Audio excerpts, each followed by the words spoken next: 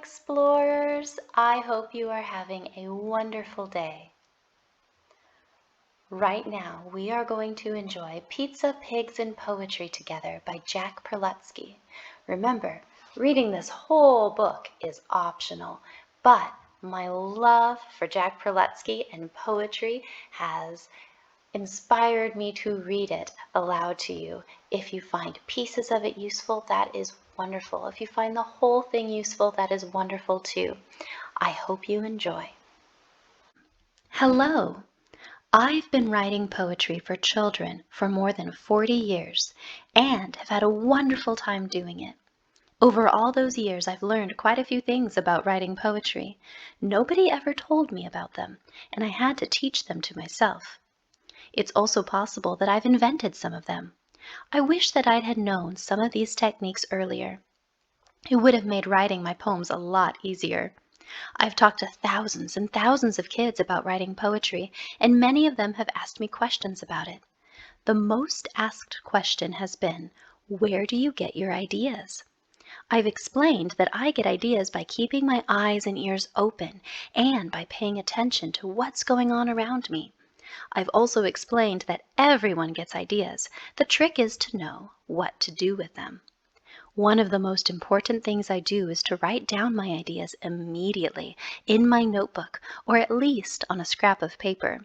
Otherwise, I'm certain to forget those ideas, and so there'll be a poem that never happens.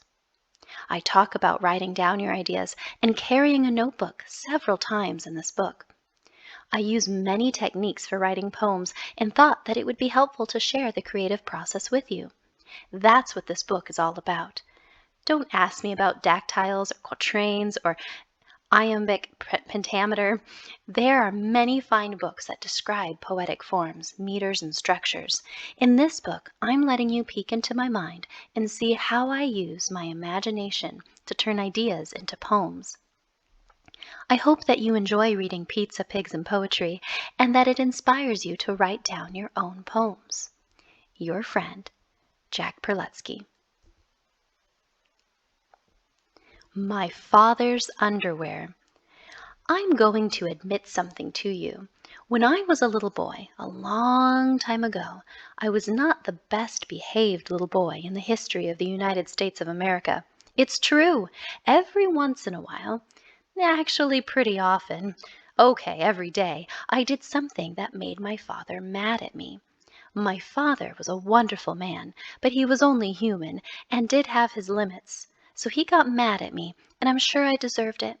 When my father got mad at me, he did not run around and jump up and down and get all bent out of shape and yell and scream and cry and tear out his hair.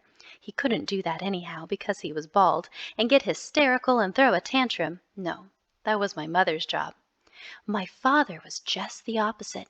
He suddenly got very quiet. His eyes narrowed and his face grew serious, with the Western gunfighter look that says you got till sundown to ride on out of town or I'm a-comin' for ya.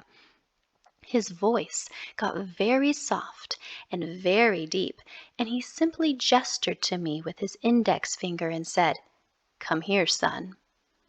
Uh-oh. I knew that when my father said, "Come here, son," in that certain special way, I was in big trouble. You may wonder what I did in that situation. I did exactly the same thing that most of you would do. I denied everything. "No, no, Daddy," I said. "I didn't do it. I'm innocent. I've been behaving. I've been a good boy.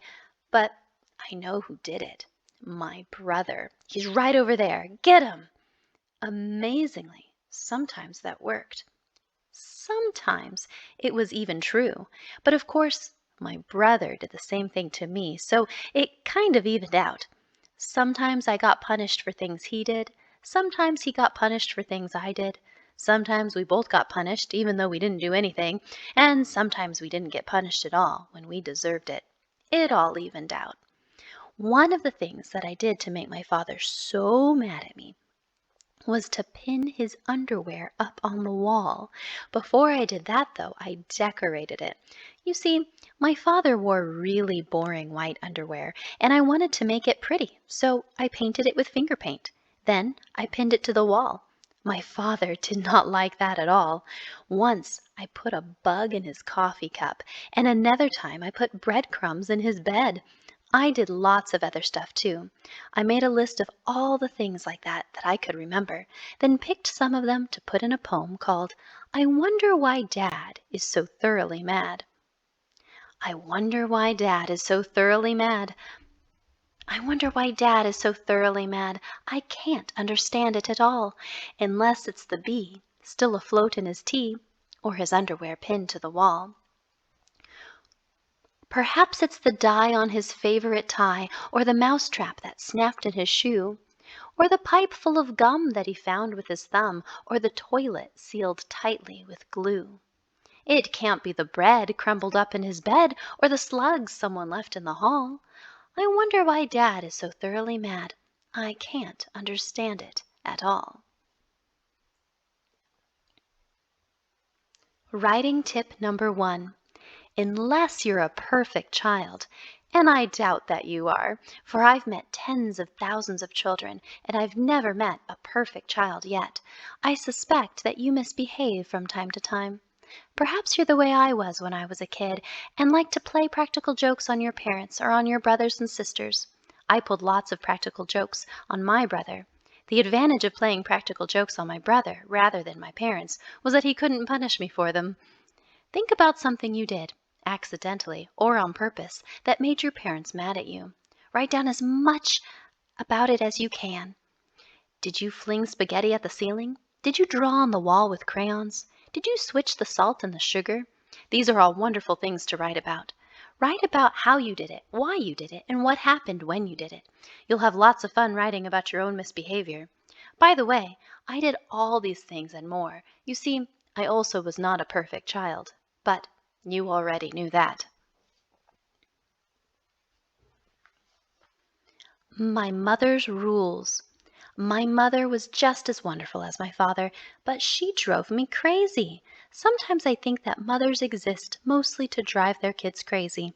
Of course, kids absolutely exist to drive their mothers crazy. It's been going on like that for thousands of years, and there's no end in sight. One of the things that my mother did to drive me crazy was make up rules. She had so many rules, and most of them started with the same word, don't. Don't do this and don't do that and don't do this and don't do that and don't do this and don't ever do that. She had a special kind of rule that I'd like to tell you about. But first, I have to give you a little more background. You see, when I was a kid, I discovered something that I strongly suspect you have also discovered for yourselves. I discovered that food was not only for eating. That's right, I figured out that I could do other things with food. Now, that all probably started when I was just a little baby in the high chair, and my mother was trying to cram some horrible stuff into my face. You know what I'm talking about, mashed turnips and some smashed carrots and destroyed broccoli. Well, I didn't want any of that stuff, so I flung it right back at her. She used to try to give me medicine, horrible, smelly, sticky red stuff in a spoon. Of course I didn't want it, so I did my best to avoid it. Open wide, she said. I just shook my head and kept my lips closed tight. Open wide, she said a little louder. I closed my lips even tighter and shook my head even more.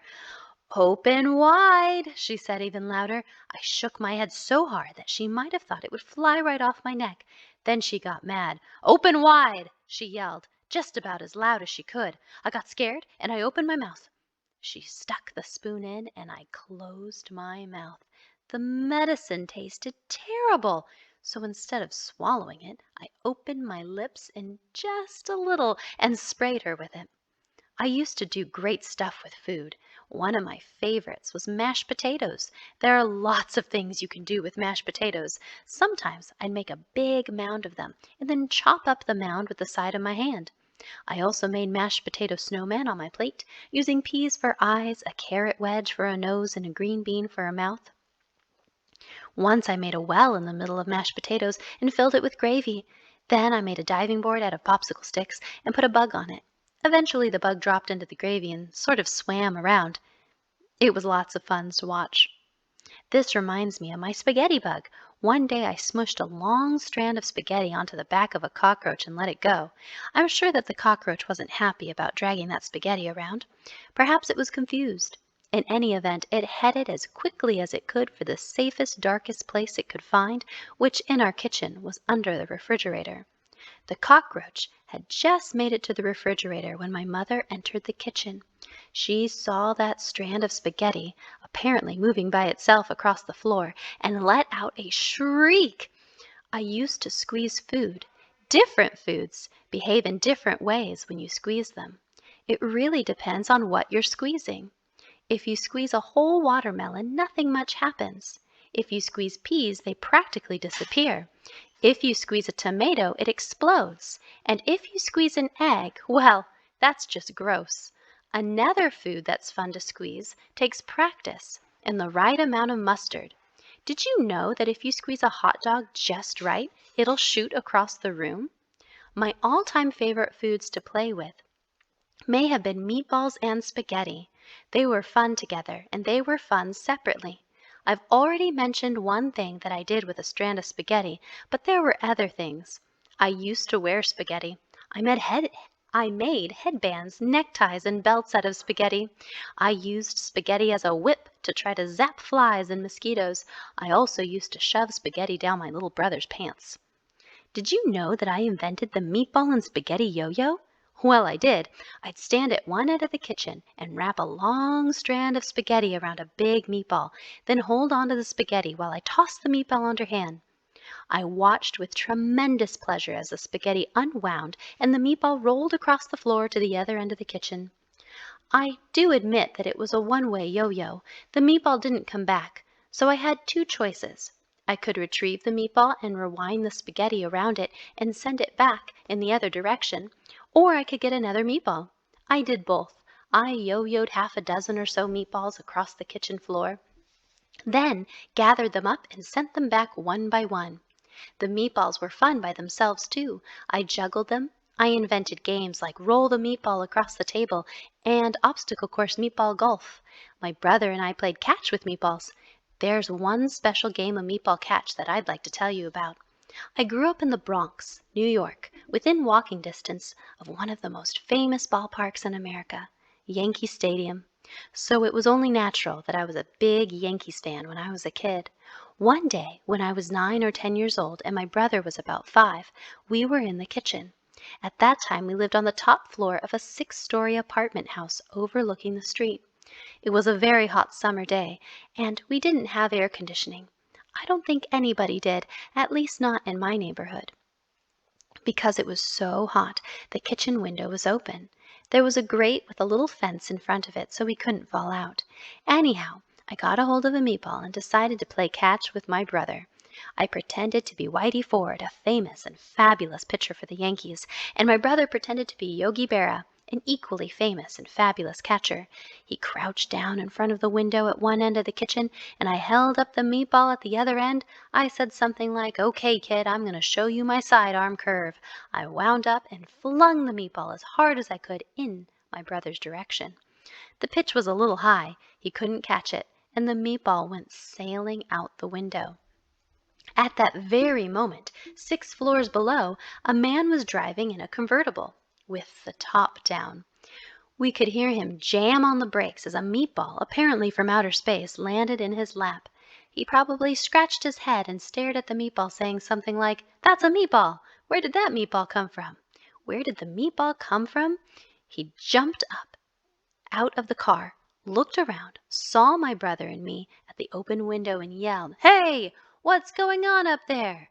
My kid brother and I made funny faces, wiggled our hands, and yelled back at him, "Meatball attack!" Needless to say, my mother did not approve of that sort of behavior, and she had a whole list of rules about things that my brother and I were not supposed to do with food. More than 30 years later, I made a list of as many of her food rules as I could remember, added a few of my own, and wrote a poem called "My Mother Says I'm Sickening." My mother says I'm sickening.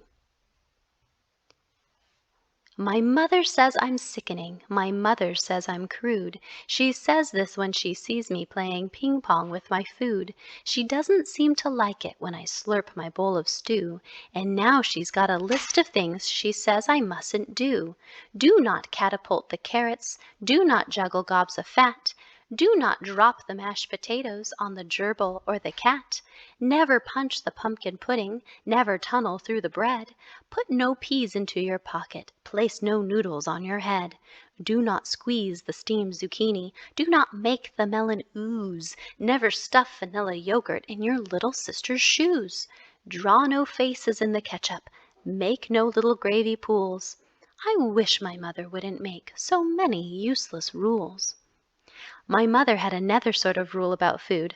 I think that a lot of mothers have this particular rule. If it was on your plate, you ate it. If you didn't eat it, it would be on your plate at the next meal. If you didn't eat it then, it would be there at the next meal too. This sometimes went on for days. Of course, food does get weird after a while, and my mother realized that I was never going to eat it, but she couldn't bear to throw it out. She had a solution. My mother designated a space in the refrigerator, about a square foot, second shelf down in the back on the right side, for food that was too old to eat, but wasn't quite old enough to throw out. She kept it there until it was weird enough and old enough to throw out. I love writing poems about things that really happened to me when I was a kid, so I wrote a poem about that space in the refrigerator. Of course, I exaggerated a bit. A poet is allowed to do that, but the basic story is true. The poem is called Deep in Our Refrigerator. Deep in our refrigerator. Deep in our refrigerator, there's a special place for food that's been around a while. We keep it just in case. It's probably too old to eat, my mother likes to say, but I don't think it's old enough for me to throw away.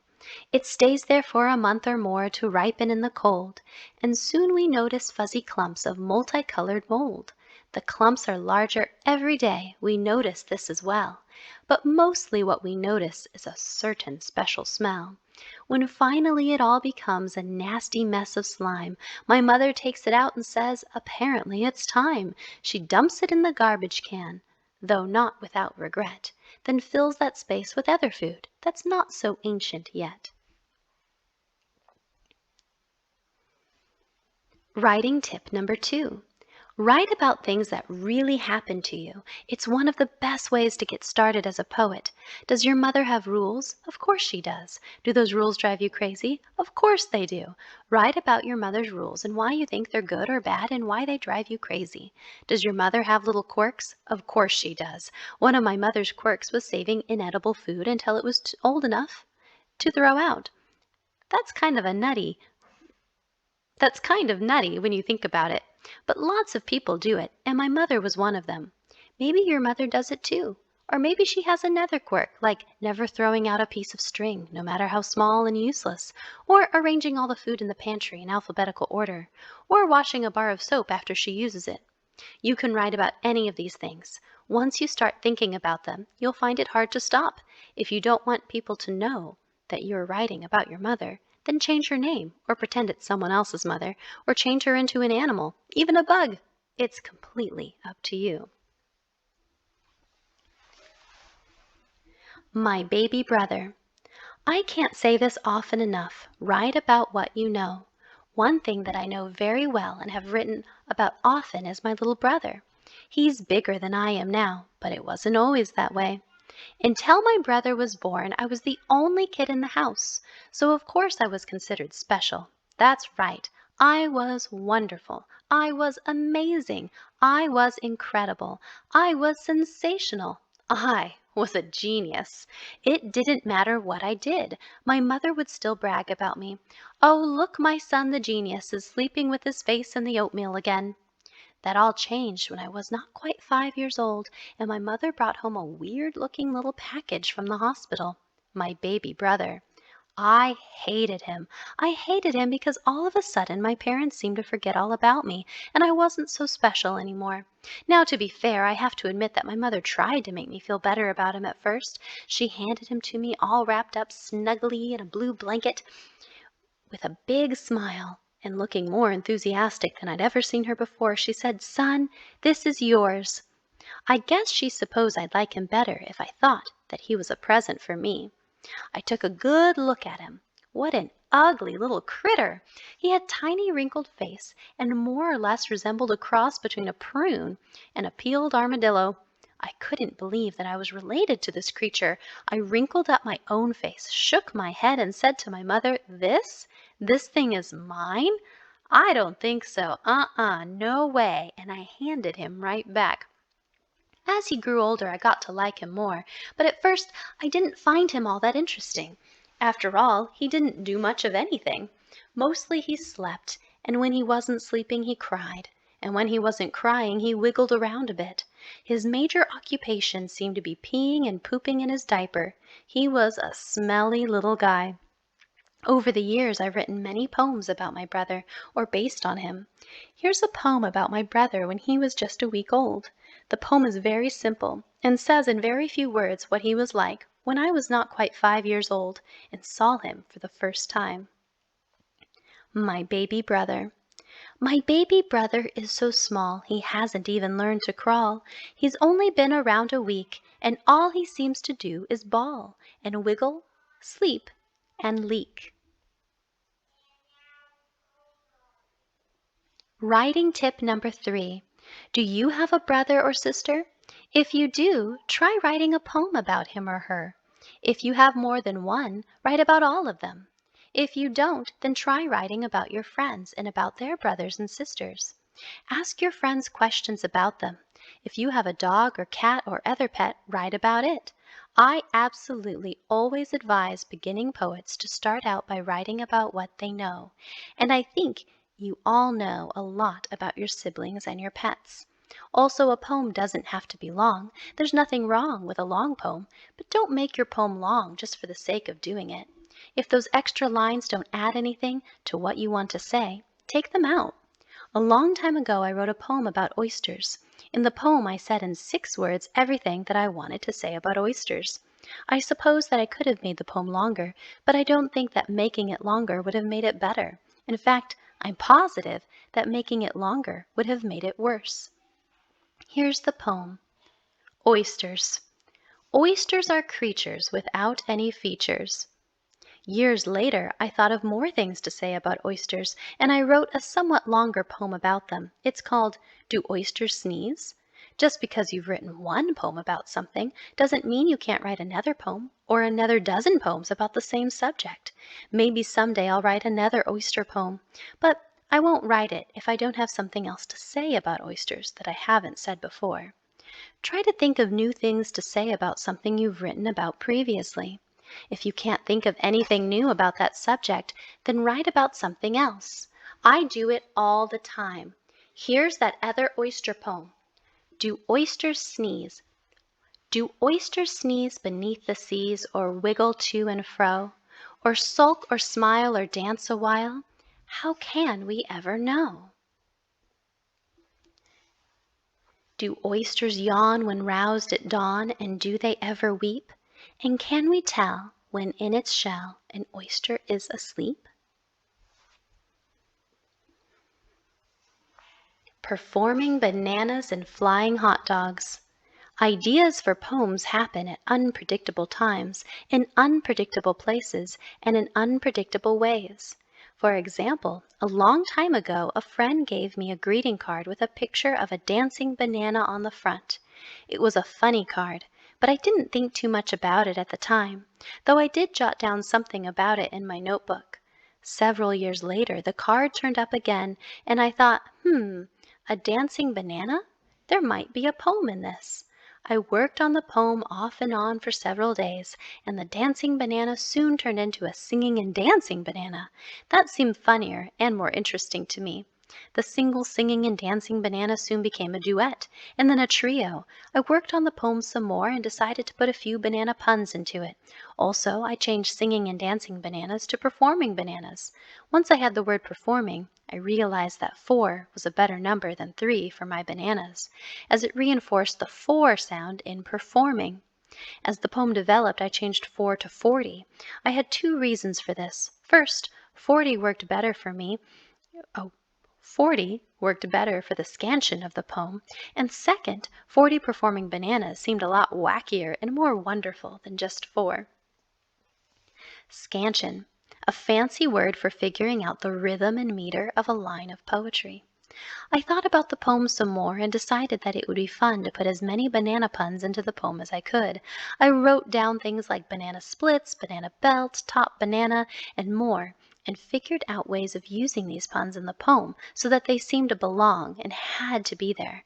I must have rewritten 40 performing bananas 100 times, but I think it was worth all the work. 40 performing bananas. We're 40 performing bananas in bright yellow slippery skins. Our features are rather appealing, though we've neither shoulders nor chins. We cha-cha, fandango, and tango. We lick and we skip and we hop, while half of us belt out a ballad.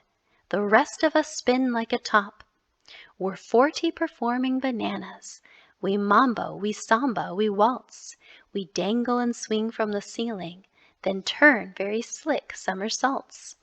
People drive here in bunches to see us. Our splits earn us worldly renown. We're 40 performing bananas. Come see us when you are in town. When I was working on my book, Something Big Has Been Here, I thought that I might write another poem that was filled with puns, but I couldn't decide what food should be. One day I was in a novelty store, the sort of place that sells plastic barf and hot pepper chewing gum. I bought a little plastic foam glider in the shape of a hot dog. What a great idea, I said to myself, a flying hot dog. I knew that I had found a subject for my next big food poem. By the way, I also bought a flying hamburger and flying French fries, but so far they haven't resulted in poems. Once again I took out my notebook and made a list. This time I listed all the hot dog puns I could think of, some of which were obvious and some of which were hidden in the poem. I thought of many more hot dog puns than I had banana puns. As the poem progressed, I decided to change that single flying hot dog to 5 flying hot dogs, a sort of mini squadron. I wrote the poem in the voice of the squadron leader, whom I like to think of as Major Wiener. He boasts about his aeronautical exploits and those of his fellow squadron members. I worked on this poem off and on for more than a year, but couldn't figure out a way to finish it. I wrote and rewrote the poem several hundred times, but I still couldn't come up with a satisfactory ending. Voice. In poetry, the narrator of the poem on a broader scale, voice can also refer to the unique style found in a particular writer's work. In this case, voice is something writers want to achieve, and often it requires a lot of writing to find it. I put the poem aside for a couple of months and didn't think about it at all. Then one morning I suddenly woke up with a big grin on my face. The ending of a couple of other missing pieces had come to me in my sleep. I sat up in bed, opened my notebook, and finished the poem right there and then. It's called We're Fearless Flying Hot Dogs, and it's one of the most difficult poems I've written. It's also one of my favorites. We're fearless flying hot dogs. We're fearless flying hot dogs, the famous unflappable 5. We're mustered in formation, to climb, to dip, to dive. We spread our wings with relish, then reach for altitude. We're aerobatic wieners, the fastest flying food. We're fearless flying hot dogs. We race with flair and style, then catch up with each other and soar in single file. You never saw such daring, such power and control, as when we swoop and spiral, then slide into a roll. The throngs applaud our antics. They cheer us long and loud. There's never a chilly reception. There's never a sour crowd. And if we may speak frankly, we are a thrilling sight. We're fearless flying hot dogs, the delicate essence of flight.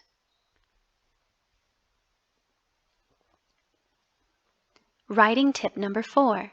I always carry a notebook and a couple of pens.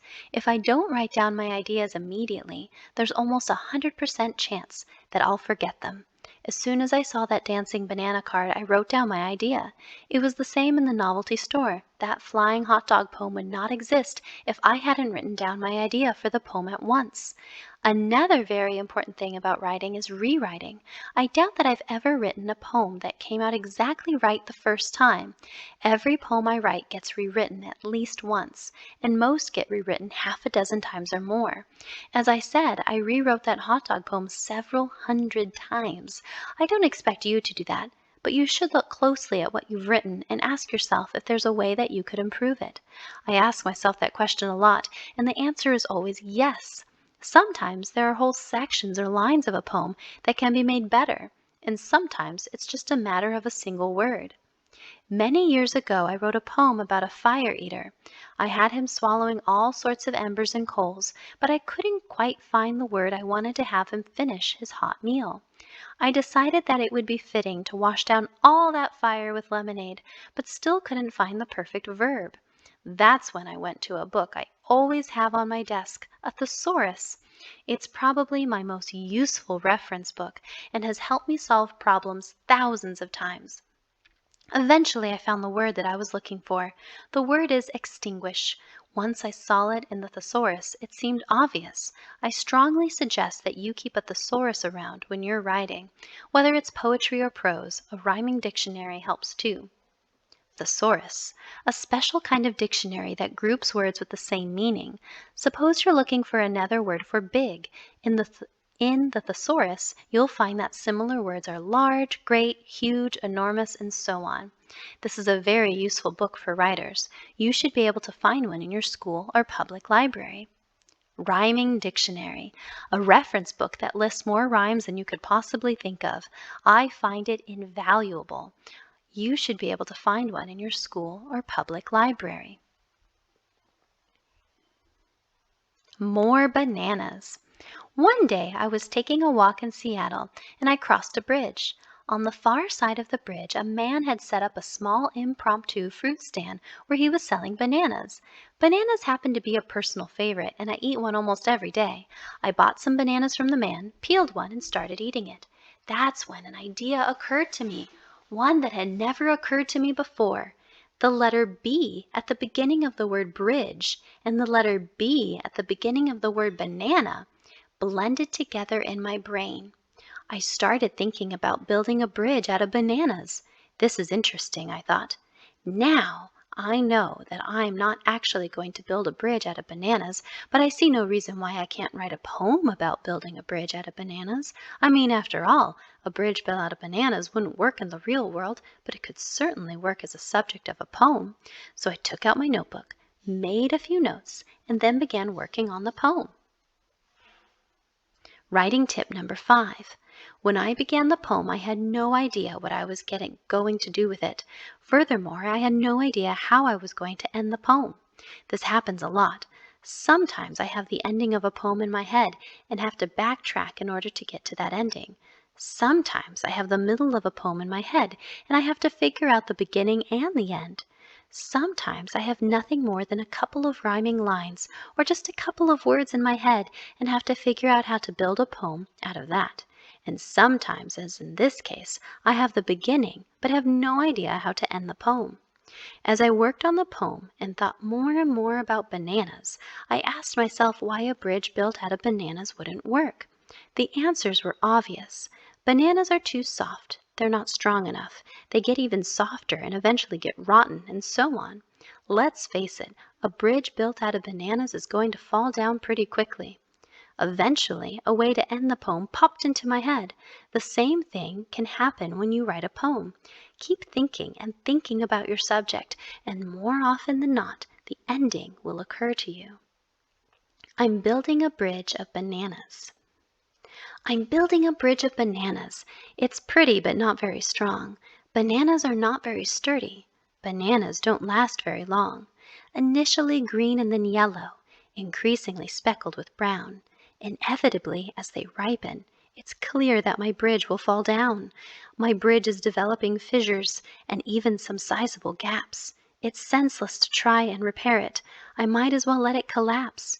It waggles and sags in the middle. It wobbles and droops at the ends. And so I've alerted my neighbors, as well as my family and friends.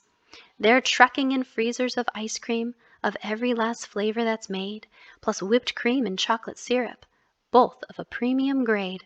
They're bringing me barrels of walnuts and cherries without any pits. We'll shortly be sharing delicious, gigantic banana bridge splits. My teddy bear. Sometimes ideas for poems surface while I'm doing a perfectly ordinary thing in a perfectly ordinary place. Here's an example. I was sitting in a restaurant in El Paso, Texas, having a quiet dinner by myself when I became aware of a disturbance at the next table. A little boy about 4 years old was very angry about something. I don't know what, and he was screaming at the top of his lungs. Also, he was taking his rage out on his teddy bear. He was twisting it, he was biting its nose, he was biting its eyes, he was banging it on the table, he was trying to tear out its stuffing, he was jabbing it with his fork.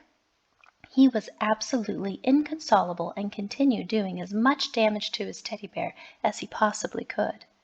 As I watched him, it reminded me of my own teddy bear, which I loved when I was a little boy. It also reminded me of how I used to knock it around and twist it when I was upset. I don't know why I took out my anger on my innocent teddy bear, but I did. I suspect that lots of kids do. When I was about 6 years old, my teddy bear suddenly disappeared. I asked my mother about it, but she pretended not to know.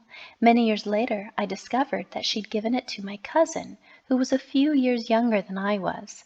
Many years after that, I learned that when he was in the Air Force, he kept that teddy bear in the cockpit of his plane as a good luck charm. I'd like to have my teddy bear back, but he won't give it to me. On the basis of that experience in the restaurant, I wrote a poem called "Oh Teddy Bear." Here it is. Oh Teddy Bear. Oh Teddy Bear, dear Teddy, though you're gone these many years, I recall with deep affection how I nibbled on your ears. I can hardly keep from smiling, and my heart beats fast and glows when I think about the morning when I twisted off your nose. Teddy Bear, you didn't whimper, Teddy Bear, you didn't pout, when I reached in with my fingers and I tore your tummy out.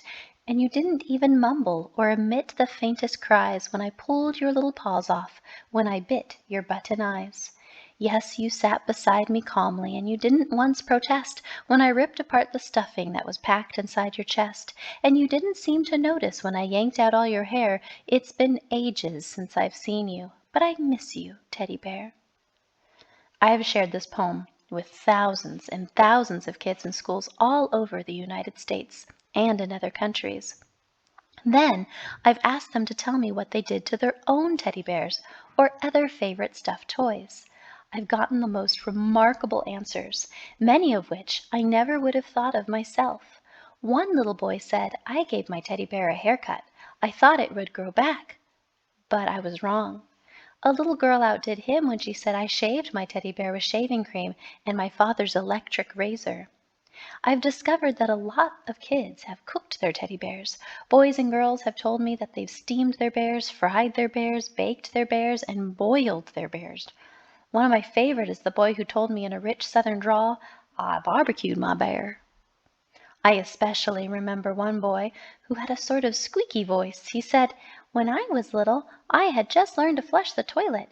I was so proud I wanted to show my teddy bear that I knew how to flush the toilet. So I took him with me into the bathroom and said, look, teddy bear, I can flush other stuffed toys.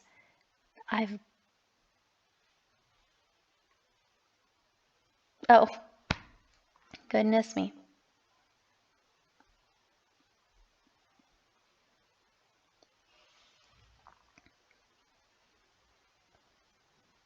I especially remember one boy who had a sort of squeaky voice. He said, when I was little I had just learned to flush the toilet. I was so proud I wanted to show my teddy bear that I knew how to flush the toilet. So I took him with me into the bathroom and said, look, teddy bear, I can flush the toilet. But I accidentally dropped him in. There was nothing I could do. I never saw my teddy bear again. Writing tip number 6. Most kids have had a teddy bear or other stuffed toy that they loved. Try writing a poem about one of your favorite toys, stuffed or otherwise. Make a list of everything you can remember about that toy and then start exaggerating. That's what I did in my own teddy bear poem. If you can't remember enough about it, ask your friends about their stuffed toys. Maybe you'll hear something so wonderful that you simply have to put it in a poem. There's no law that says you can't combine something that you did with something someone else did. I do it all the time. Another thing is to be aware of what's going on around you. If I hadn't paid attention to that little boy in the restaurant in Texas, I never would have written the poem. And remember, as soon as you notice something special, or as soon as you get an idea, write it down. I'm never without a notebook, and I make notes in it almost every day. I've been filling notebooks with ideas for more than 40 years, and I have so many that if I stacked them up, they'd be at least twice as tall as I am. I still haven't used all the ideas in those notebooks. By the way, I wrote another teddy bear poem based on that little boy who told me that he gave his teddy bear a haircut, thinking that it would grow back. Here it is. My brother shaved his teddy bear. My brother shaved his teddy bear about a year ago. He did a very thorough job and stripped it head to toe. He acted sort of suddenly, entirely on a whim. It sounds a bit unusual. It's normal, though, for him. Before my brother shaved it, it was quite a handsome bear, but now it looks pathetic and appears beyond repair. Its fur was soft and velvety, luxurious and long. He thought it would grow back again. It looks like he was wrong. Meatloaf and turkey. There's another thing that I'd like to tell you about my mother. She was a terrible cook. Okay, she wasn't that terrible, but she wasn't very good. There were basically two reasons for this. One, she didn't know how to cook. And two, she was absent-minded. The first reason is self-explanatory. The second needs a bit more explanation. You see, my mother forgot things when she cooked. For example, she sometimes added salt to a dish 3 times, forgetting that she added salt twice before. She might forget that there were vegetables boiling on the stove. By the time she remembered, there'd be nothing but a soggy gray mess in the pot. Once my mother prepared a meatloaf and put it in the oven. About an hour later, she forgot that it was in there and took us to visit my grandma.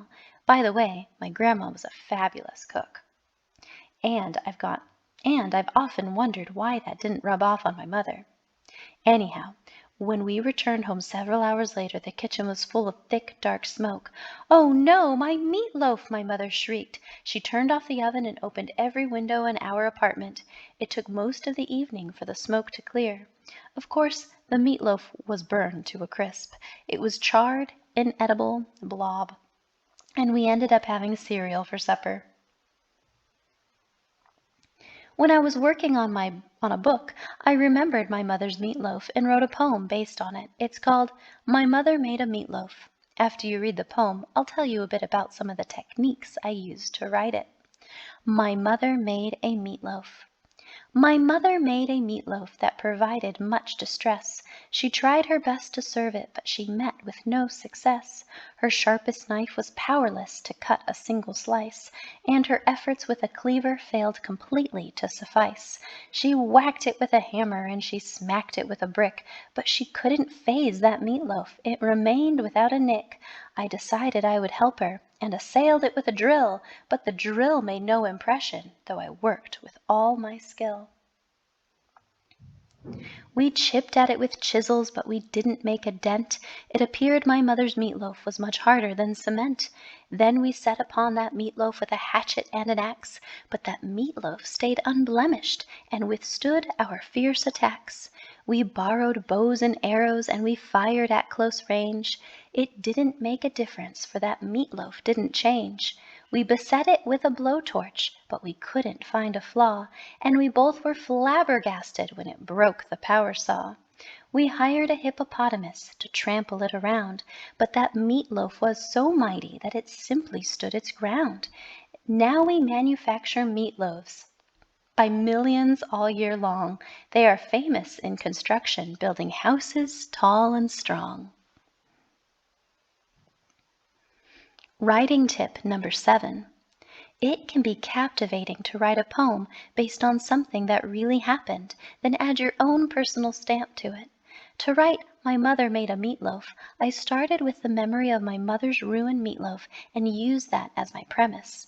At the time I was living in New Mexico in an adobe house, and the adobe bricks reminded me of the meatloaf. Now I knew, more or less, how I would end the poem. I would compare her meatloaf with a brick. Once again I took out my trusty notebook and made a list. I listed all the ways that I could try to cut a meatloaf that was as hard as a brick. Making a list is one of the best ways to make sure that you have enough material for your poem. Many of my poems begin with a list, and so can yours. As the poem progressed, I found that it worked best if I kept exaggerating more and more. At first the meatloaf can't be cut with a knife. Then it's impervious to an axe. And finally, even a hippopotamus can't trample it. This is another great technique, keep making things weirder and weirder, or sillier and sillier, or more and more impossible. Here's another idea. Look at a poem you've written and ask yourself, can I write a poem that's the opposite of this one? Very often you can. In this case, I'd just written a poem about the world's hardest food, my mother's indestructible meatloaf. Now I decided to turn the idea upside down and write one about the world's softest food. I thought about lots of soft foods, things like applesauce and mashed potatoes, though I tried and tried, I couldn't think of a funny idea for a poem. Yet I didn't give up. Eventually I had a brainstorm. I'd write a poem about food that had exploded. That's how it would get soft.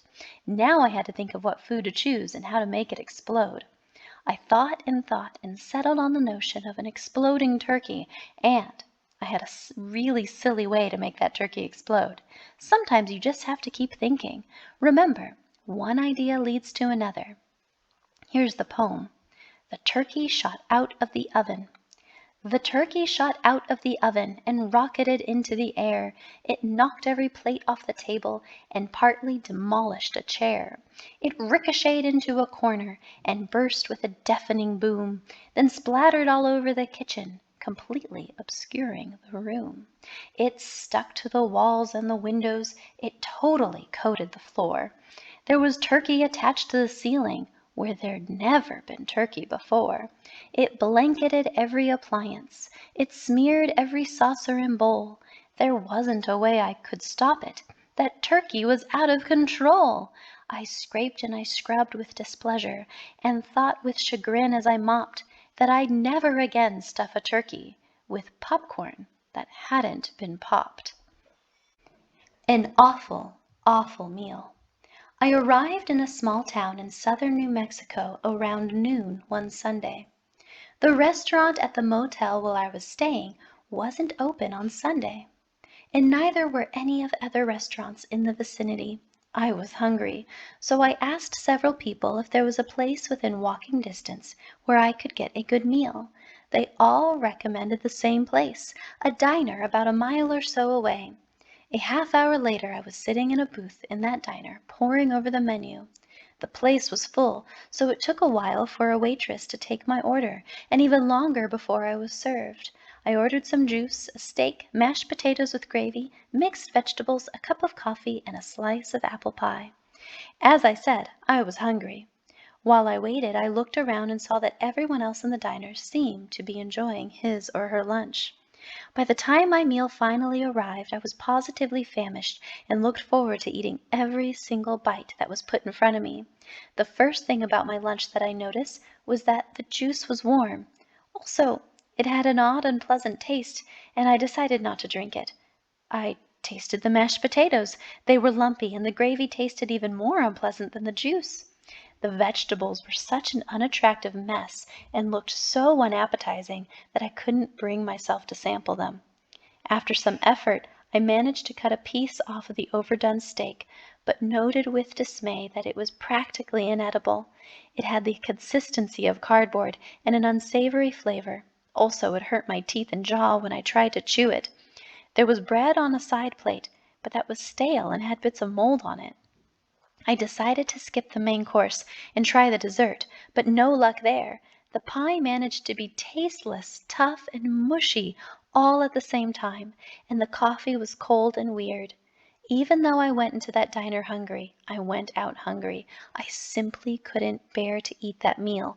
However, as I mentioned, I observed everyone else there was eating his or her meal with relish. I guess that they simply gotten used to it.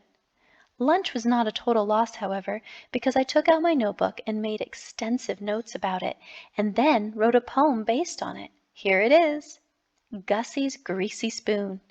Every day at 10 past noon I enter Gussie's greasy spoon. I plop down in the nearest seat and order food unfit to eat. I try the juice, it's warm and vile. The scrambled eggs are green as bile. The beets are blue, the beans are gray. The cauliflower tastes like clay. At Gussie's greasy spoon the stew is part cement, part hay, part glue. It's mostly grizzle, ropey tough. A tiger couldn't chew the stuff. The rancid soup is foul and thin, a bit like bitter medicine. The melon smells, the salad sags, the mashed potatoes seem like rags. One whiff of Gussie's weird cuisine makes stomachs aches, turn faces green. Her moldy muffins have no peers. They'll make you sick for 40 years. The coffee's cold, the cake is stale, the donuts taste like pickled whale.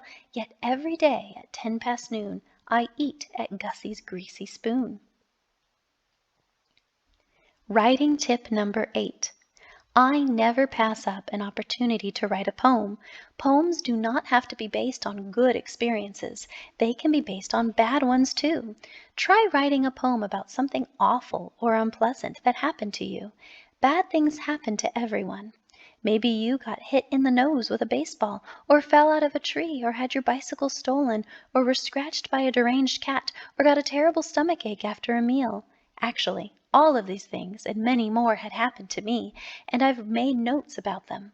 Perhaps I'll write poems about some or even all of these experiences. Sit down, open your notebook, take out your pen or pencil, and list as many unpleasant things that have happened to you as you can. You'll be amazed at how many there are. Of course, you can also list things that have happened to other people, including your friends, family, neighbors, and schoolmates. As always, you can make things up. Pick one of the items on your list, write down everything you can think about it, and then try to put it into a poem. Remember, you're allowed to exaggerate, and I hope that you do. There's something about pigs. There are some things that I keep writing about. I'm not exactly sure why. It just seems to work out that way. Pigs are animals that I return to again and again in my poetry, and so far I haven't run out of things to say about them.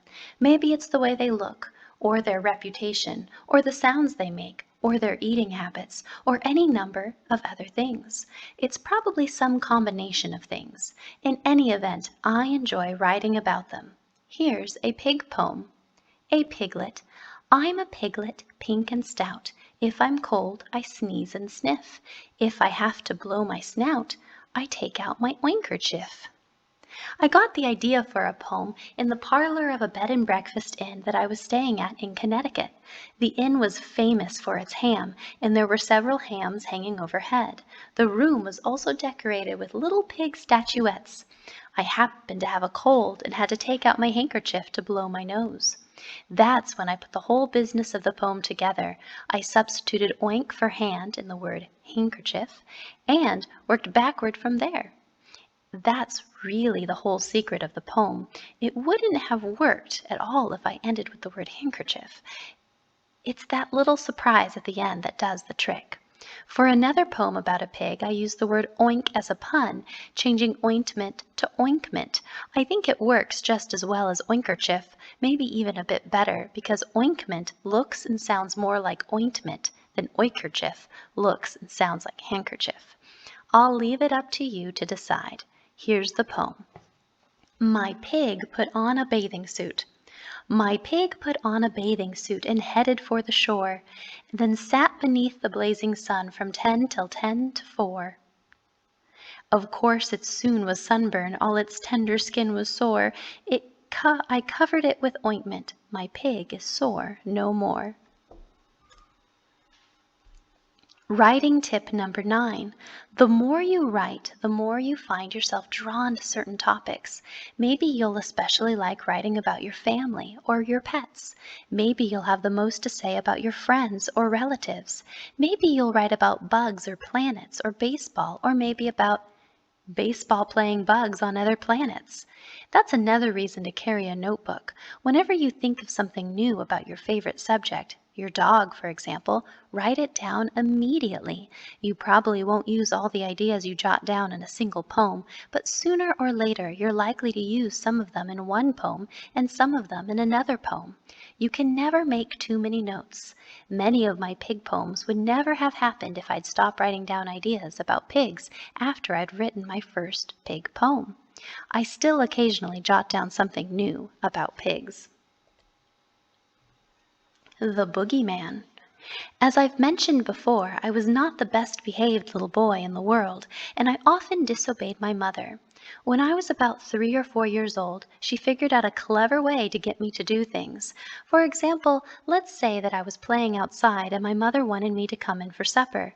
She'd call to me out the window, "Jack, come on in, it's time for supper." I pretended that I hadn't heard her and simply went on doing what I was doing. So she called out a little louder, "Oh, maybe you didn't hear me. I said, 'Come on in, it's time for supper.' This time I answered her, 'No, I want to stay out here and play.' So then she'd said it even louder. I said, 'Come in, it's time for supper.' 'No,' I insisted. My mother yelled, 'You're making me mad.' 'I don't care,' I said. Then she made her voice so soft that it was hard to hear. 'If you don't come in right now, the boogeyman's going to get you.' 'Okay,' I said, 'I'll be right in.' When I was inside, my mother said, 'Wash your hands.' I ignored her. So she said, 'Oh, maybe you didn't hear me.' I said, 'Wash your hands.' 'No,' I said. 'I said, wash your hands,' she said a bit louder. 'No,' I said. 'They're only going to get dirty again.' 'You're making me mad,' she said. 'I don't care,' I said. Then she made her voice soft again and said, 'You wash your hands or the boogeyman's going to get you.' 'Okay,' I said, and washed my hands. At dinner I always ate the meat first, and then, if there was any room left, the potatoes. I almost never touched the vegetables. 'Eat your vegetables,' my mother said. I pretended that I didn't hear her. 'Or maybe you didn't hear me.' I said, 'Eat your vegetables.' 'No.' 'Eat your vegetables,' she said a bit louder. 'No,' I said, 'I don't like them, and you can't make me eat them.' 'You're making me mad,' she said. 'I don't care.' Then her voice got very soft, and she said almost in a whisper, 'You eat your vegetables or the boogeyman's going to get you.' 'Okay,' I said, and I ate my vegetables in a hurry. Later in the evening my mother said, 'It's bedtime, put on your pajamas and get ready for bed.' I pretended that I didn't hear her. 'Oh, maybe you didn't hear me,' my mother said. 'I told you to put on your pajamas and get ready for bed.' 'No.' 'Go to bed,' she said a bit louder. 'No, I don't want to go to bed. I'm not tired.' I said, 'Go to bed.' 'No, you're so mean.' Her voice got very soft, and she said, 'You go to bed or the boogeyman's going to get you.' 'Okay, I'll go to bed,' and I did. This sort of thing went on for a long time until I finally figured out that no matter what I did or didn't do, the boogeyman never got me, so I decided to play a little trick on my mother. I woke up in the middle of the night and started screaming at the top of my voice, 'Help! Help! Mommy! Mommy! Mommy! The boogeyman! The boogeyman! He's got me! He's biting me! He's chewing me! He's eating me! Help! Help! Help! Mommy! Mommy! Mommy!' I guess I must have scared my mother half out of her wits. She raced down the hall, charged into my bedroom, and switched on the light, all the while shouting, 'Oh, my boy, my boy, my poor little boy, what's the matter? What's the matter? What's the matter?' And there I was, standing up in the middle of my bed with an enormous grin on my face. 'I fooled you,' I said to her. After that, my mother never threatened me with the boogeyman again. Also, I didn't have any dessert for the next 2 weeks. Writing tip number 10. When I worked on my book Nightmares, the first poem that I wrote was The Boogeyman, because that was the creature I remembered most vividly from my own childhood. I decided that having the boogeyman come to my house was a bit too scary, so I put my boogeyman on a remote and dreadful location. As long as you don't go there, you're all right, but if you do go there, well, that's another matter entirely. That's one of the things about writing poetry. You're always free to change whatever you want. You can change the place, the time, and the events, and of course, you can add or subtract whatever you want. If the creature you have in mind isn't as big as you want it to be, make it bigger. If it's too big for your purposes, make it smaller. Alter its shape and color and hairstyle. The only limitation is your own imagination. That's part of the power of the creative process. The boogeyman. In the desolate depths of the perilous place, the boogeyman lurks with a snarl on his face. Never dare to approach his dark lair, for he's waiting, just waiting to get you. He skulks in the shadows, relentless and wild, in his search for a tender, delectable child. With his steely sharp claws and his slavering jaws, oh, he's waiting, just waiting to get you. Many have entered his dreary domain, but not even one has been heard from again. They no doubt made a feast for the butchering beast, and he's waiting, just waiting to get you. In that sulphurous, sunless, and sinister place, he'll crumple your bones in his boogie embrace. Never, never go near if you hold your life dear, for oh, what he'll do when he gets you. It doesn't have to rhyme. Sometimes, when I'm having problems getting a poem to rhyme, I sit down and write a few haiku. I enjoy writing them so much that I decided to do a whole book of them. Here's a poem from it. I have no hatchet, and yet I fell a forest. My teeth are my tools. You've probably figured out that it's a beaver doing the talking. Writing tip number 11. In case you didn't already know this, here's a little secret about writing poetry that rhymes. It's hard. Sometimes I simply can't come up with the perfect rhyme, even if I use a rhyming dictionary, an extremely useful and valuable book. Every once in a while, I decide to write poetry that doesn't rhyme. Haiku was invented in Japan and is a special kind of unrhymed poetry. Traditional haiku has 3 lines. The first line has 5 syllables, the second line has 7 syllables, and the third has 5 syllables, adding up to a total of 17 syllables. Haiku is usually written about a single thing or event in nature, such as a cricket, the wind blowing through the grass, or the last leaf on a tree. Many poets writing in English have found that it's useful to form for expressing insights about ordinary life. It's also generally written from the poet's point of view. When I wrote my book of haiku, I decided to write each poem from the animal's point of view instead. That means I pretended I was the animal speaking. That's what I did with the beaver haiku and with all the others in the book. Pick an animal, it can be a bird, bug, fish, reptile, or mammal, and write a haiku about it. You can write it in the creature's voice or in your own.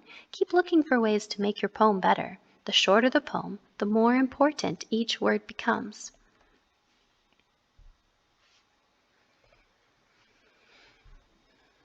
Written in concrete.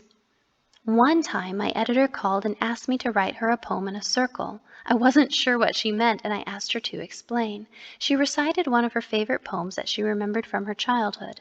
The poem was in the shape of a circle, and it didn't have an end because the last line went directly into the first line, and the poem could keep going forever. I don't think that I can write a poem like that, I told her. How do you know? She asked. I've never done it, I replied. She answered me with one word. Try. I said that I would, and even though I was pretty sure that I couldn't do it, she expressed a lot of confidence in me and told me that she'd be surprised if I didn't come up with something. When I hung up the phone, I took a piece of paper, drew a circle on it, and made a few notes around the circle. Then I had a happy accident. I dropped the paper, and when I bent down to pick it up, practically the whole poem popped right into my head. I would write a poem about walking in a circle and picking up a piece of paper that had some writing on it. 10 minutes later, I called my editor back and read her my poem. She was astonished and she loved it. Here's the poem. I was walking in a circle. I was walking in a circle when I spied a piece of paper covered with a pretty picture, colored yellow, green, and red. As I picked it up, I noticed that it also had some writing, and I knew that I should read it. This is what the writing said. I was walking in a circle when I spied a piece of paper covered with a pretty picture colored yellow, green, and red. As I picked it up, I noticed that it also had some writing, and I knew that I should read it. This is what the writing said. I enjoyed writing that poem so much that I wrote several more poems like it, including one in the shape of a triangle, one that winds around all over the place, and one in mirror writing. This last poem is much easier to read if you hold it up to the mirror. Since then, I've written quite a few of these poems. For example, I've written a poem that works its way through a maze, a poem in the shape of a funnel that's about falling through that funnel, a poem that takes place inside an egg, and a one-word poem about an unusually clumsy owl. Here it is. Call of the long-winded clumsy owl. Oops.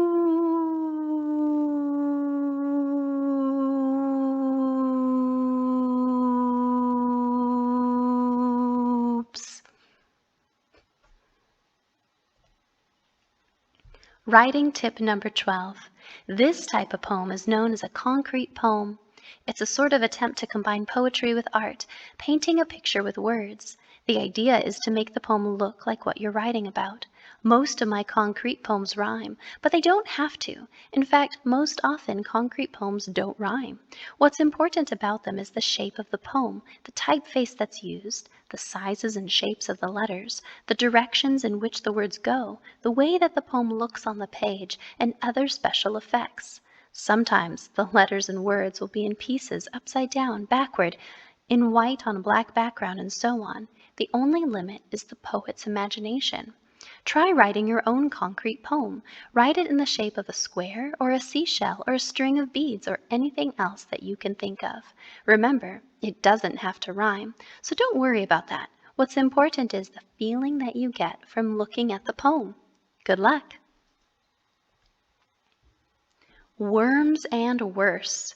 When I was around 8 or 10 years old, I lived in an apartment house in the Bronx. My 4 closest friends lived in the same building. Their names were Harvey, Lumpy, Tony, and Willie. Of the 4, Willie was my best friend. Willie was a fantastic kid. He was smart, he was strong, he was fast, he was good in sports, and he was very, very handsome. In other words, Willie was exactly like me. Like a lot of best friends, we did just about everything together, and also, like a lot of best friends, we were extremely competitive and always trying to outdo each other. Willie and I often had contests, running, jumping, wrestling, shooting hoops, that sort of thing. We were just about the same size and shape, so we were very evenly matched. Sometimes he won, and sometimes I won, but it was always close. If we got mad at each other and had a real fight, neither of us won, and we both usually wound up with bloody noses and black eyes. As soon as the fight was over, we were best friends again. Willie and I had an agreement that if either of us ever did something new that we hadn't done before, the other guy had to do it too, and that meant right away, no backing down. It didn't matter what it was. It could have been weird or stupid or silly or strange or dangerous or incredibly gross. If I did it, Willie had to do it, and if Willie did it, I had to do it. No excuses, and right there and then on the spot. Of course, this led to some interesting situations. For example, one day the rest of us, Harvey, Lumpy, Tony, and I, were hanging around in the street, just shooting the breeze. Nothing much was going on. That's when Willie walked out of the building and happened to look down at the street. "Hey, look at that," he said, pointing to the sidewalk. Actually, what Willie said sounded more like, "Look at that." Dat was the way he pronounced that back then in the Bronx. I'll tell the rest of the story in my old Bronx accent. So Harvey, Lumpy, Tony, and I all took a look at where Willie was pointing. There was a worm on the sidewalk. Well, we'd all seen worms before, and even though this one was bigger than most, not one of those little pinky-sized worms, we didn't think about it too much one way or another. And I said something to Willie like, "Yeah, that's a fine-looking worm. What about it?"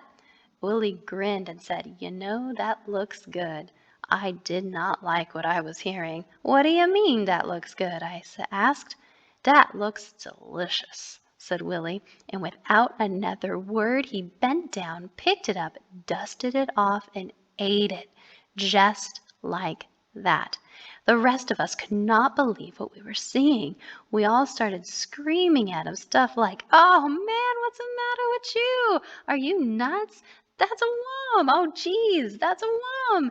Get out of here!" Willie just looked at us, grinned again, and belched a couple times. Willie was always a good belcher. As soon as Willie finished swallowing that worm, a terrible thought entered my tiny mind. Oh no, I thought, oh no, no, no, no. And then I thought some more. Oh yeah, you see, I knew because of our agreement that when Willie was done doing what he just did, I had to do it too. Not only that, but I had to try to outdo him. I hunted around the neighborhood till I found an even bigger worm, and with all of my friends watching, I ate it as fast as I could. I didn't enjoy eating it one bit, but I did it. I've never eaten another worm. Writing tip number 13. When I wrote my book, Rolling Harvey Down the Hill, I included a poem about the time that Willie ate a worm. I put in as much of the experience as I could in just a few lines, including Willie's dusting off the worm, swallowing it without chewing, and belching afterwards. You can write poems based on your own experiences too, even the gross ones. Think of something weird that you've done and list everything you can remember about it, the sights, the sounds, the smells, and your feelings. Then take some of the things you've listed and try to weave them into a poem. Don't be afraid to exaggerate or to add or change a fact or two if you think that might improve the poem. After all, you're not a reporter telling us exactly what happened. You're a creative writer telling a funny story and trying to make it as interesting and engrossing as possible. Exaggerate. To make something bigger, better, stranger, worse, funnier than it actually is. It's a very useful technique in writing humorous poetry. Willie ate a worm. Willie ate a worm today, a squiggly wiggly worm. He picked it up from the dust and dirt and wiped it off on his brand new shirt. Then slurp, slup, he ate it up. Yes, Willie ate a worm today, a squiggly wiggly worm. Willie ate a worm today. He didn't bother to chew. And we all stared and we all squirmed when Willie swallowed down that worm. Then slup, slurp, Willie burped. Yes, Willie ate a worm today. I think I'll eat one too. There are worse things than worms that you might eat. Several years ago, I was in a restaurant where I had lunch. Once. I never went back to that restaurant. In fact, I didn't even stay to finish my meal, but left in a hurry. You see, suddenly, right under my table, there appeared some unwelcome company. It was a rat, a big one, and it scampered right over my feet. I jumped up, yelled a little bit, and then ran out of the restaurant. Around that time I was walking between 3 and 5 miles a day to stay in shape. The incident in that restaurant so unsettled me that I took an extra long walk, about 9 miles. As I walked, I thought hard about that rat, and by the time the walk was done, I had a poem in my head. Instead of simply having a rat visit me at the table, I would write about actually eating a rat. I sat down on a park bench and scribbled the poem in my notebook. Of course, it didn't come out perfect the first time, and I rewrote it quite a bit. The poem is called Rat for Lunch. Rat for lunch. Rat for lunch, rat for lunch. Yum delicious, munch, munch, munch. One by one or by the bunch. Rat, oh rat for lunch. Scrambled slugs and salty slime is our choice at breakfast time. But for lunch we say to you, nothing but a rat will do. Rat for lunch, yum delicious, munch, munch, munch. One by one or by the bunch, rat for lunch. For our snack each afternoon we chew bits of baked baboon, curried squirrel, buttered bat, but for lunch it must be rat. Rat for lunch, yum delicious, munch, munch, munch. One by one or by the bunch, rat for lunch. In the evening we may dine on fillet of porcupine, buzzard, gizzard, lizard chops, but for lunch a rat is tops. Rat for lunch, yum delicious, munch, munch, munch. One by one or by the bunch, rat for lunch. Rat, we love you steamed or stewed, blackened, broiled, or barbecued, pickled, poached, or fried in fat. There is nothing like a rat. Rat for lunch, yum delicious, munch, munch, munch. One by one or by the bunch, rat for lunch. Writing tip number 14. At first I wanted to write a poem about how awful it would be to eat a rat for lunch, but then I thought about it a bit more and turned the basic idea upside down. I would write about how wonderful it would be to eat a rat for lunch. This is something you can do in your own writing and is called irony. When you use irony, you're describing or talking about an object or situation in a way that's the opposite of what you really mean. So when I say that I love eating rat for lunch, you know that I'm just kidding. I'm being ironic. Also, when you're writing a poem, you don't have to report what actually happened or even base your poem on exact facts. Take the original event and exaggerate it. You can add to it, combine it with something else that happened to you, or turn it upside down and inside out. If you do this, you'll start to see that new possibilities open up to you, that the creative process is a powerful tool. When I wrote this poem, I compared a rat with lots of other things that I thought might be gross to eat. Things like scrambled slug, baked baboon, and buzzard gizzards. I simply had a good time, and you can do the same. Think of something awful that you wouldn't enjoy eating and write a poem about how wonderful it would be to eat that awful thing. Make it funny or silly or ridiculous or weird, and don't be afraid to experiment or exaggerate.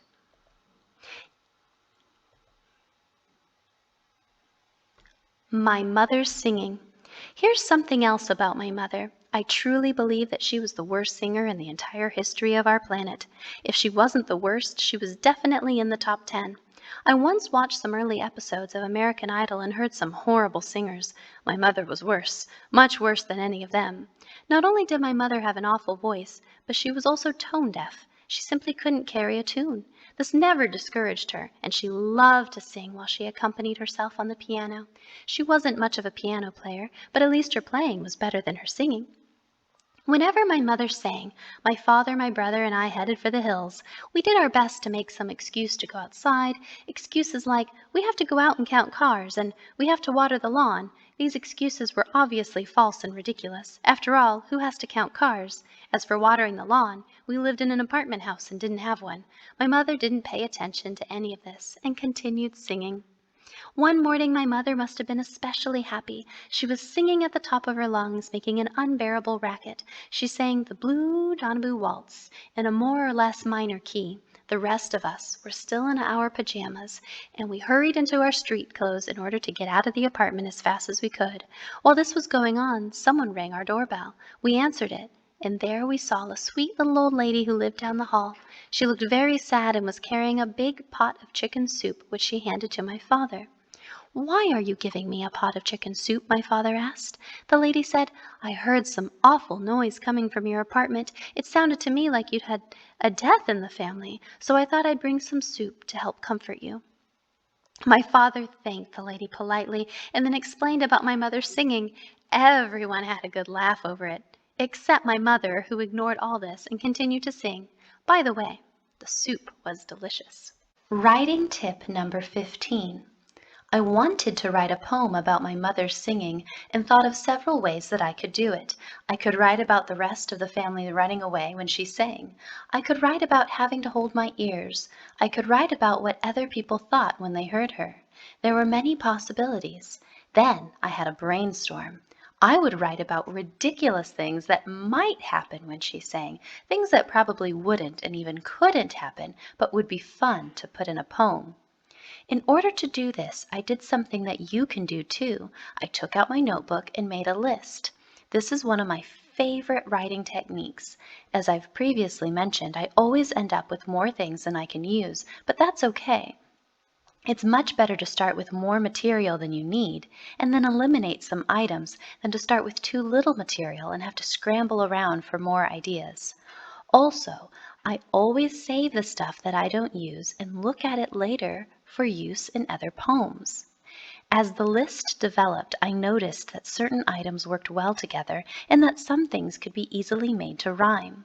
I've talked to lots of kids about ridiculous things my mother's singing might inspire, and some of them have come up with better ideas than I had, even some that I would have put in the poem had I thought of them.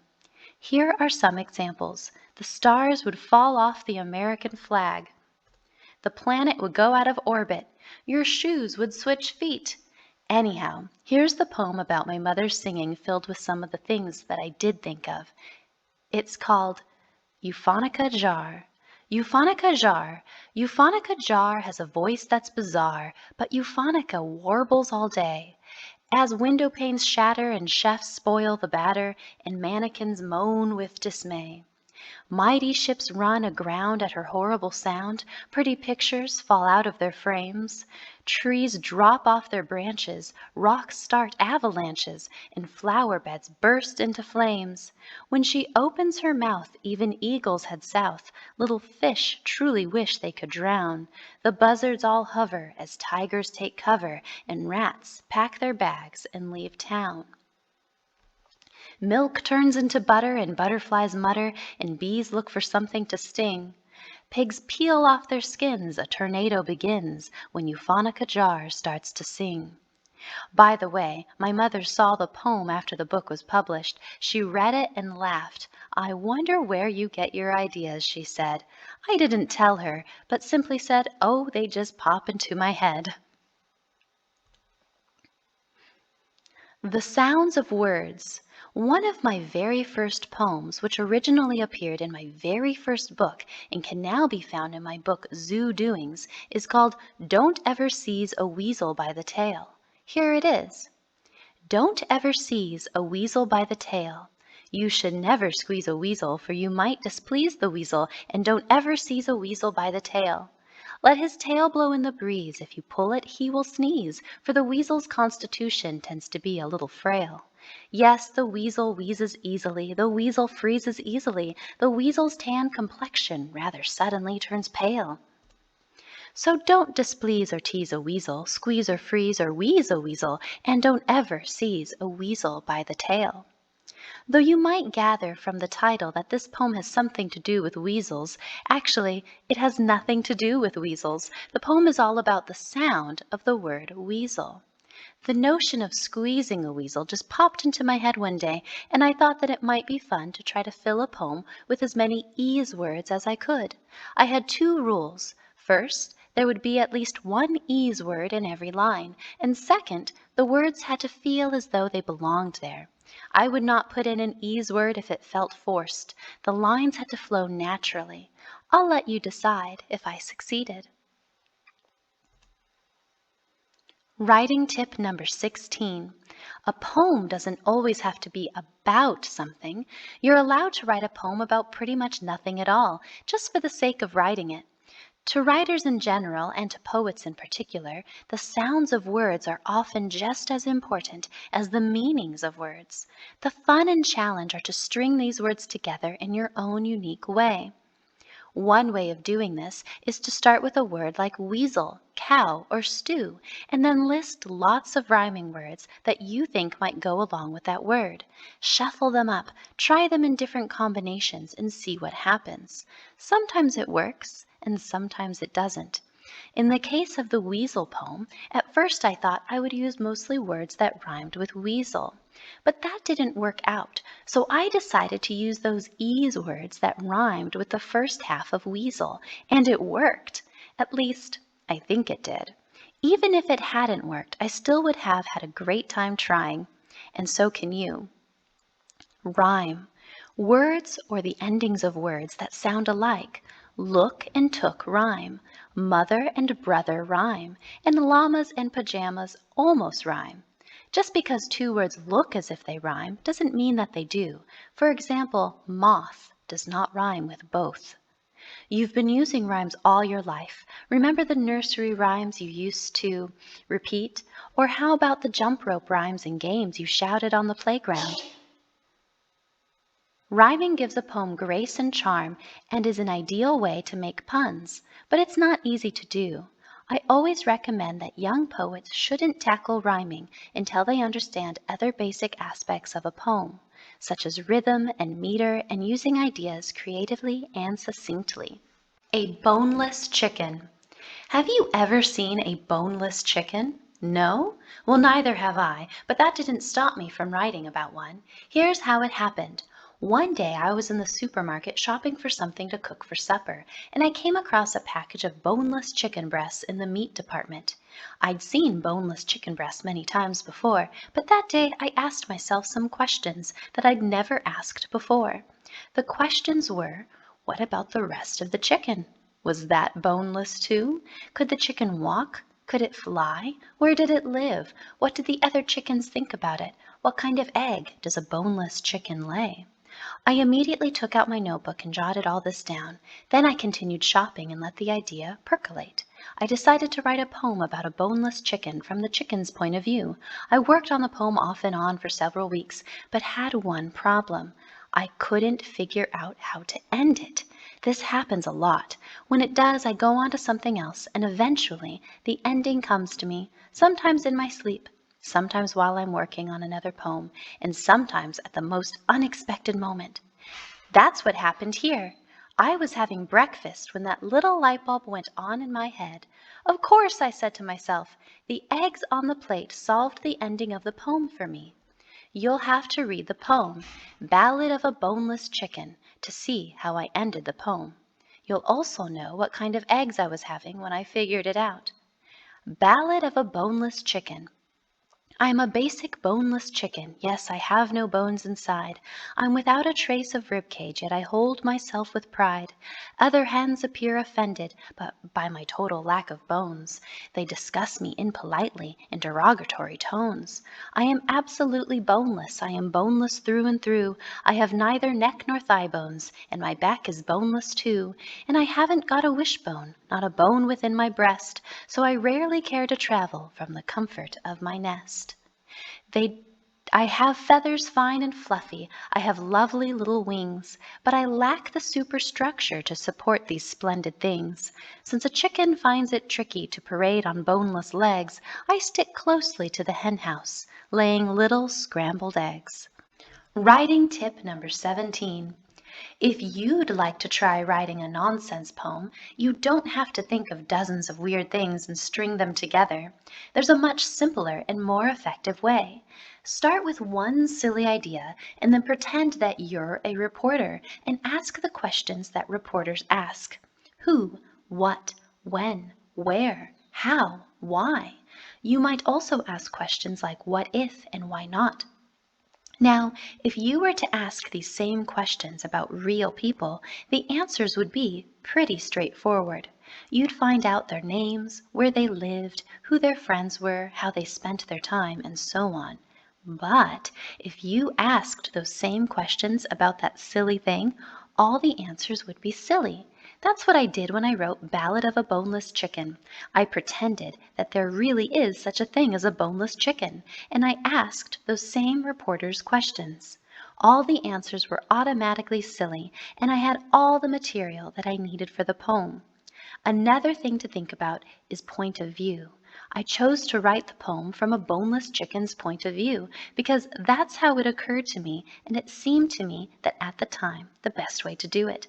However, I could have just as easily written it from another point of view, such as that of a visitor to a farm who encounters a boneless chicken from a regular chicken's point of view, or from my own point of view. All those poems would have been quite different from one another. It's even possible that some might have turned out better than the poem I wrote. Also, I didn't have to restrict myself to a single boneless chicken. I could have written about a farm where all the chickens were boneless, and perhaps where the geese and the ducks and cows and pigs are boneless too. The possibilities are endless. A pizza the size of the sun. I was in a window seat on an airplane flying cross country on a miserable rainy day. Even though we'd broken through most of the low clouds, there was still endless rain and not a sign of the sun. I busied myself with lunch, which happened to be spaghetti. I'm a big fan of spaghetti and have written several poems about it.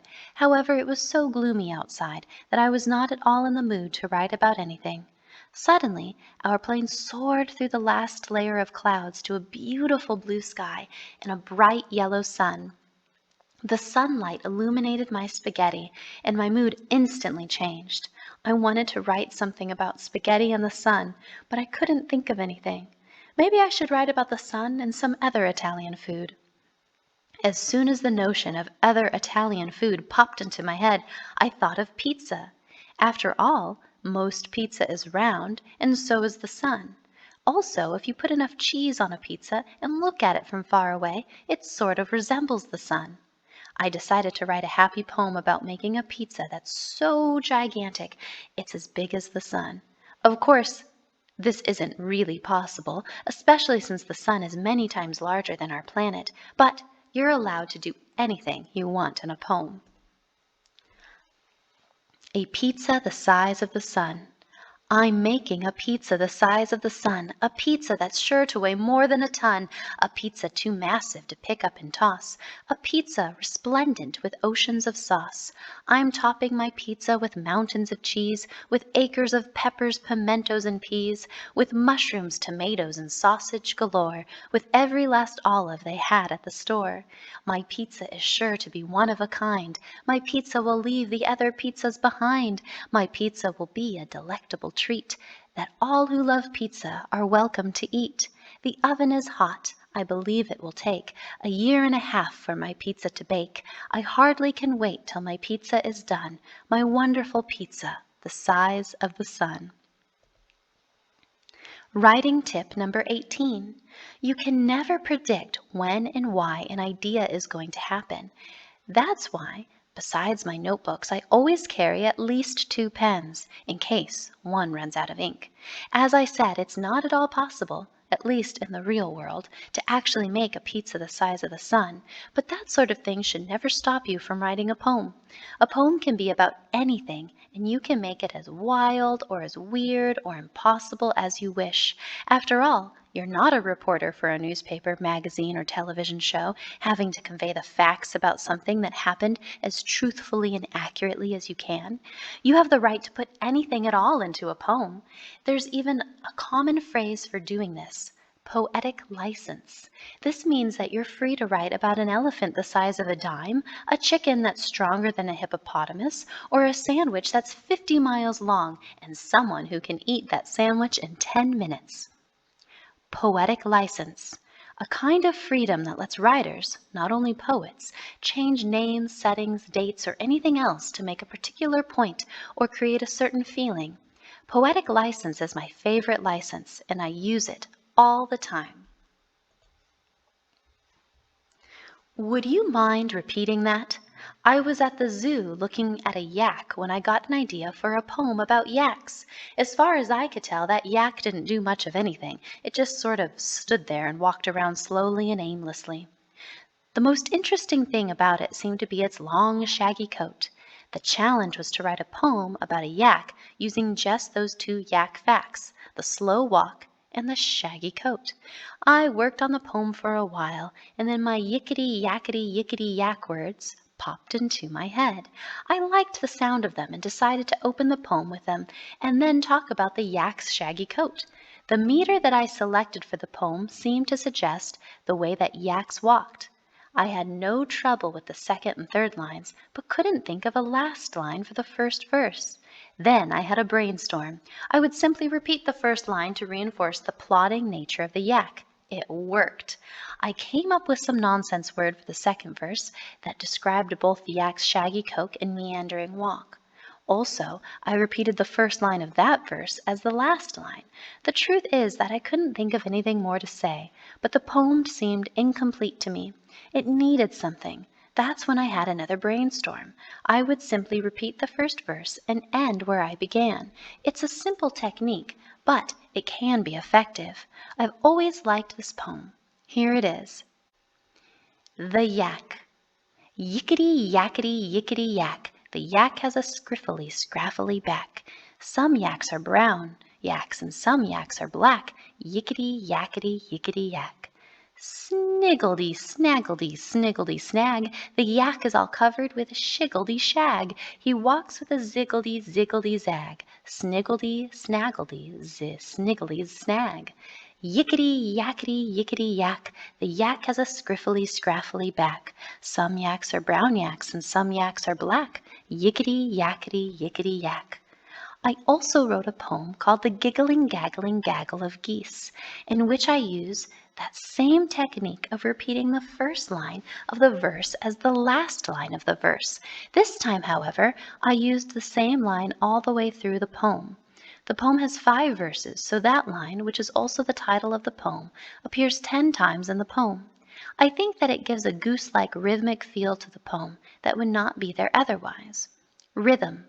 The repeated beat of a poem created by the emphasis given to the syllables. In the English language, the simplest rhythm is one that goes dee-dum. The first syllable sounds soft, the second sounds hard. This may be the first rhythm we ever experience in our lives. It's the way our heartbeat sounds. Another easy rhythm is the reverse, dum-dee. The giggling, gaggling gaggle of geese. The giggling, gaggling gaggle of geese. They keep all the cows and the chickens awake. They giggle all night, giving nobody peace. The giggling, gaggling gaggle of geese. The giggling, gaggling gaggle of geese. They chased all the ducks and the swans from the lake. Oh, when will the pranks and noise ever cease of the giggling, gaggling gaggle of geese? The giggling, gaggling gaggle of geese. It seems there's no end to the mischief they make. Now when they have stolen the sheep's woolen fleece, the giggling, gaggling gaggle of geese. The giggling, gaggling gaggle of geese. They ate all the cake that the farmer's wife baked. The mischievous geese are now smug and obese. The giggling, gaggling gaggle of geese. The giggling, gaggling gaggle of geese. Eating that cake was a dreadful mistake, for when holiday comes they will make a fine feast. The giggling, gaggling gaggle of geese. Writing tip number 19. Repetition can be extremely effective in some poems. When you're working on a poem, ask yourself if the poem would sound better if you repeated a line or two. Be honest. Sometimes the answer is yes, and sometimes it's no. Don't repeat a line just because you're lazy and can't think of anything else. I admit that I sort of did that in the yak poem, but it worked. If I hadn't sounded right, I would have tried something else, or perhaps never finished the poem. You'll discover that most of the poems you write don't need repeated lines and might even suffer from them. You have to use your heart and your brain and your ears and your instincts to tell you when repetition is the best thing for a particular poem. I wish there were an easier way to explain this, but I can't think of one. I repeat, I can't think of one. Begin at the end. Sometimes a pun or joke pops into my head, and I think that it might be fun to make that pun or joke the punchline at the end of a poem. The problem is getting to that punchline. For example, I was soaking in the tub and reading an old issue of National Geographic magazine. There was a big article about wolves, and I started thinking about wolves and water. Then I thought of a pun about a wolf and knew that it would be a perfect and completely unexpected way to end a poem. Now all I had to do was figure out how to get to that punchline. At first I thought I'd write a poem about a wolf taking a bath, so I tinkered with that idea for a little while, but I couldn't seem to make it work. Then I made a list of things about wolves that might lead to the pun. It still didn't work. Finally, I had an inspiration. Instead of having the wolf take a bath, I would have that wolf do its laundry. The poem worked perfectly. It's called A Wolf is at the Laundromat. A wolf is at the laundromat. A wolf is at the laundromat.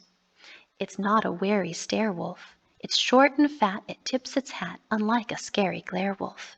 It combs its hair, it clips its toes. It is a fairly rare wolf that's only there to clean its clothes.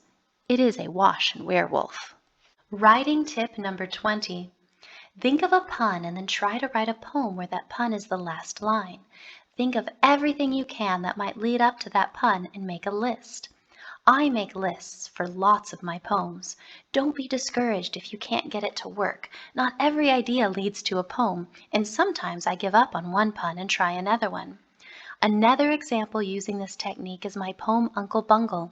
A friend asked me, "What happens to a man who eats yeast and polish?" I said that I didn't know. My friend said, "He rises and shines." I thought that was very clever and would make a good punchline at the end of a poem. This turned out to be a bit easier than writing the wolf poem because I had extra facts, eating the yeast and eating the polish, that I could put into the body of the poem. Here's the poem. I'll let you decide whether or not it's a good use of a pun. Pun, a joke that arises from the way a single word can mean different things in different situations, or from playing on how words that sound the same can have different meanings. An example of the first kind is the word seal, which can mean a substance that sticks to things together, or the cigar-shaped mammal that lives in the ocean. I used this pun in my poem, Please Remove Seal, and a Pizza the Size of the Sun. An example of the second kind would be the words toad, meaning having toes, toad, meaning pulled, and toad, a common amphibian that resembles a frog. I used the word toad instead of the word toad to create a pun in my poem. News brief, also in the Pizza Size of the Sun. A third kind of pun is one in which you substitute a completely unrelated word, having not the same sound but a similar sound, for the word you would expect to find. This is probably my favorite kind of pun. I think it's the most fun to invent, and is possibly the sort I use most often.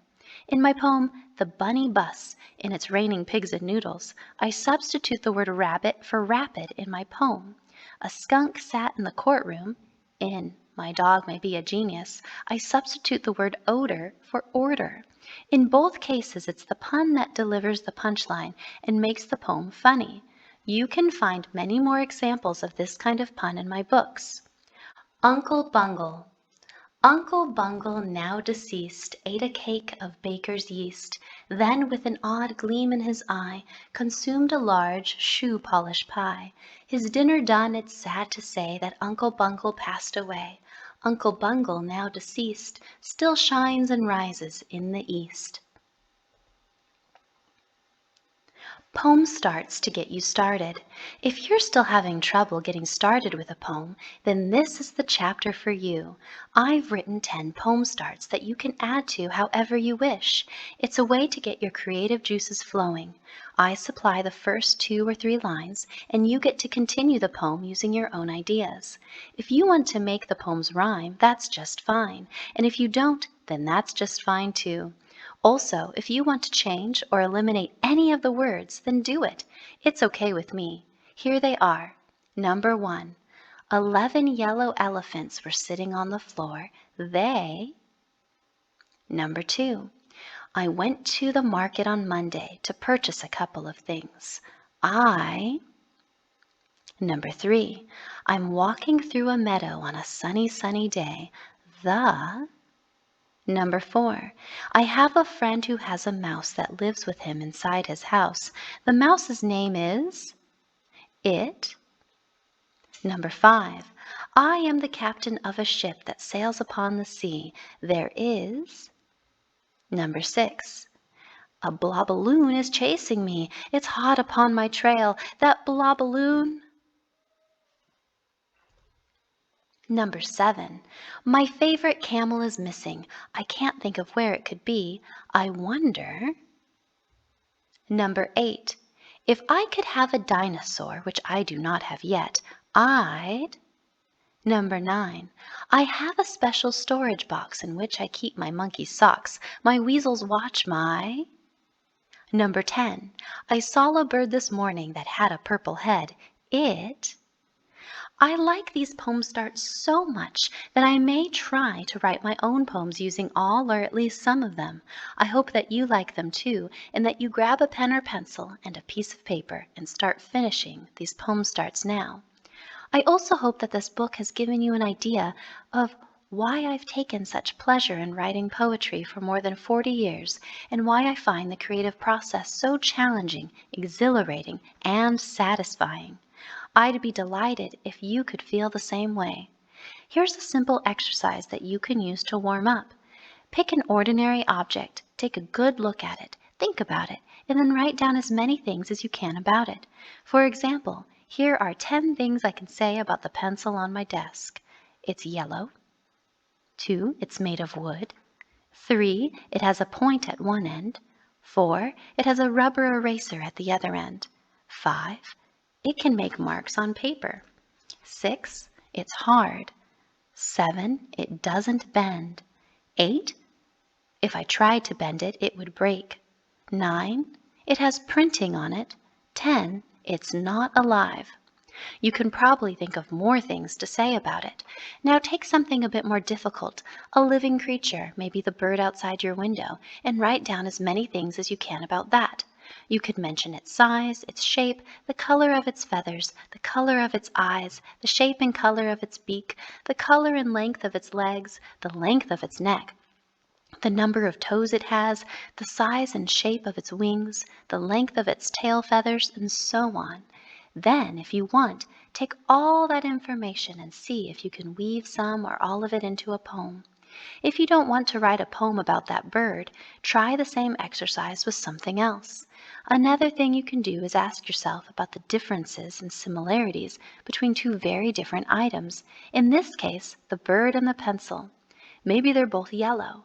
Maybe the pencil reminds you of the bird's legs, or maybe the pencil's point resembles the bird's beak. The whole idea is to get you thinking creatively.